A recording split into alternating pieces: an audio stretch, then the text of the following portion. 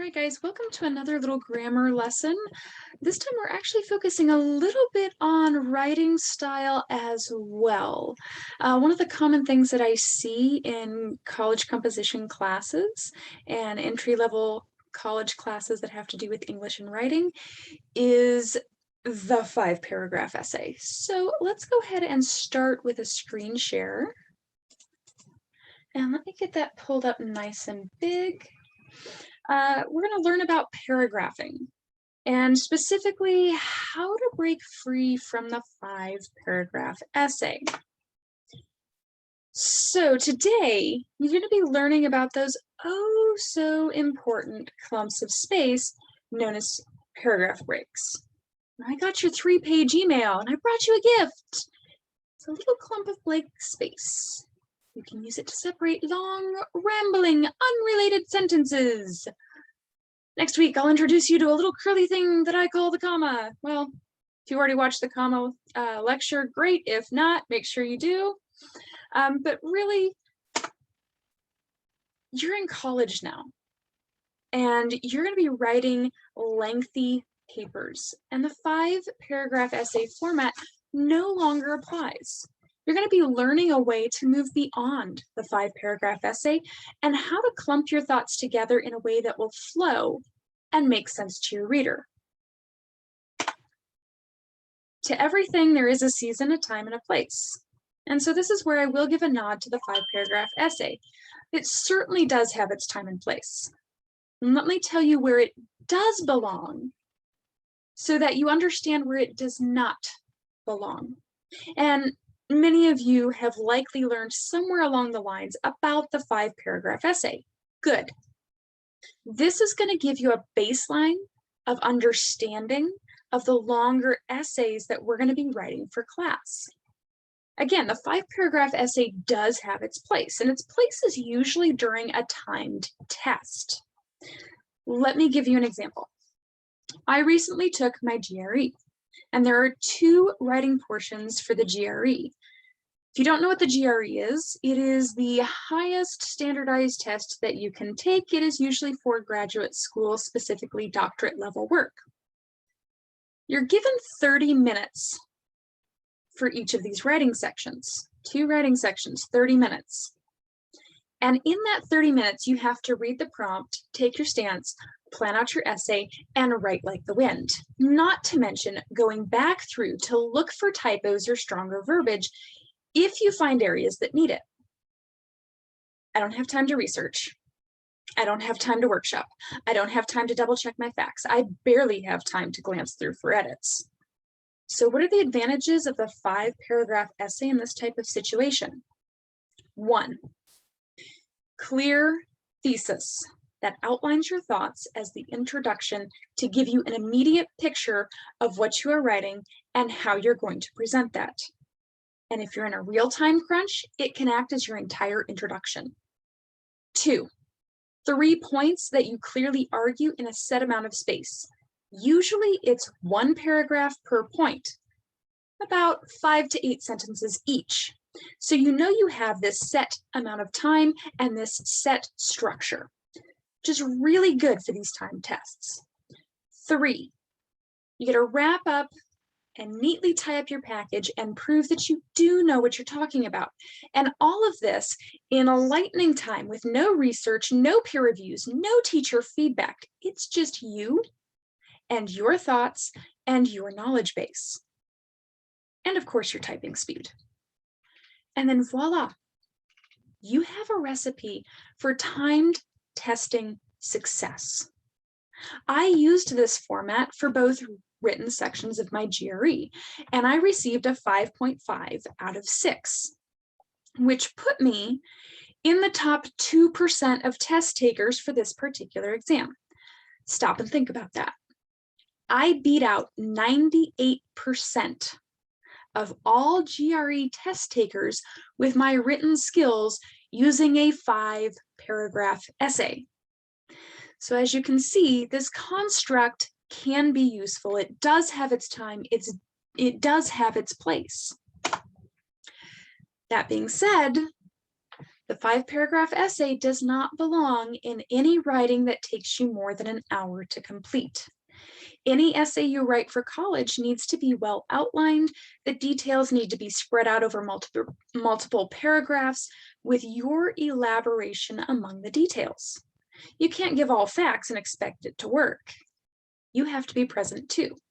This is your thesis, your claim, your ideas, after all. You already know what the thesis statement should have about 3 points that you're presenting. Some are longer, some are shorter, but that magical number is usually 3. And what you're going to learn next is how to spread just 1 point, just one, over multiple paragraphs, instead of trying to cram it all into 1 paragraph. First thing is first. Your reader needs clued in that you're starting a new paragraph. And so for this reason, you have to indent. Any paragraph you have has to be indented. Why? Well, if the last line of your first paragraph goes all the way to the end, and then you start a new paragraph, you've hit the enter button, you as the writer know that you've started a new paragraph, but you don't indent, well, your reader is going to think that your paragraph is still that first paragraph. Because, again, your previous line went all the way to the end and you didn't indent. So we have no visual clue. That indent is the visual clue that your reader needs to understand that you are moving on. And so should they. So to indent your paragraphs, all you have to do is hit the tab button 1 time. 1 keystroke to accomplish a visual cue needed by your reader. It's so simple. So please, please, please do remember to do this. The next thing to remember about college essay writing is that in most cases, professors work from page count, not word count. Why do double the work if you don't have to? Think about it. 23 lines per page when you use the correct MLA format. 23, that's it. Or single space it and have to write 46 lines. Well, let's look at that mathematically.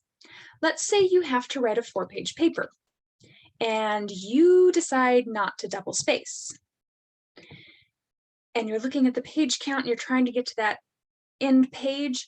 If you don't double space like you're supposed to, then you're writing 184 lines to meet your page length requirement. 184 lines. Now, if you follow my advice and you double space like you're supposed to do, you end up with 92 lines that you have to write. Honestly, which one sounds better to you? All right, so now that you've got the basics down, you know to indent, you know to double space, and you know the whys, let's look at how to alter your thinking from that 5-paragraph essay to a real collegiate level essay. So this slide presents the potential construct for each of your body paragraphs.